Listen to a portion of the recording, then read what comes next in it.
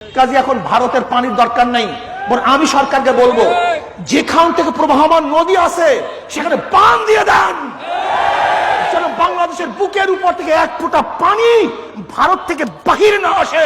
তাহলে দেখবেন কত ধানে কত চাউল বাঁধ দিয়ে দেন। ও আমাকে পায়ে ধরবে, আমার কাছে বাধা মাথা নত বাধ্য হবে।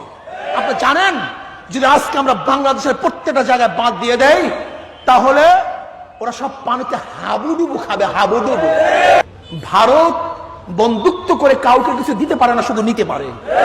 কিন্তু আজ পর্যন্ত ভারত সরকার আন্তর্জাতিক আইনকে লঙ্ঘন করে সে আমাদের ন্যায্য হিস্সা দেয় নাই।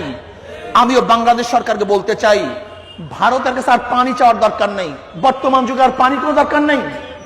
এটা এক সময় ছিল যখন ভাটা জোয়ারের ভিত্তিতে এদেশের কৃষি নির্ভর ছিল, ভাটা জোয়ারের পানির ভিত্তিতে এদেশের কৃষি নির্ভর ছিল, তখন পানির এত প্রয়োজন ছিল। আজকে নলকূপের ভিত্তিতেই এদেশের কৃষি নির্ভরশীল। কাজে এখন ভারতের পানির দরকার নাই, বরং আমি সরকারকে বলবো যেখান থেকে প্রবাহমান নদী আছে সেখানে বাঁধ দিয়ে দেন, যেন বাংলাদেশের বুকের উপর থেকে এক ফোঁটা পানি ভারত থেকে বাহির না আসে। তাহলে দেখবেন কত ধানে কত চাউল বাঁধ দিয়ে দেন। ওদের পানির প্রয়োজন নাই। আগেকার কথা, আমাদের তৎকালীন সময় বাংলাদেশের গণমানুষের একমাত্র প্রাণ কেন্দ্র মোহাব্বতি লোক ভাসানী সাহেব, যিনি বাংলাদেশের একজন প্রিয় লোক ছিলেন, তিনি লং মার্চ করেছিলেন ফারাক্কাবাদের বিরুদ্ধে। তৎকালীন সময় যখন এদেশের কৃষি নির্ভর ছিল একমাত্র নদীর পানির উপরে, এখন আর নদীর পানির উপরে এদেশের মানুষ কৃষি নির্ভর করে না।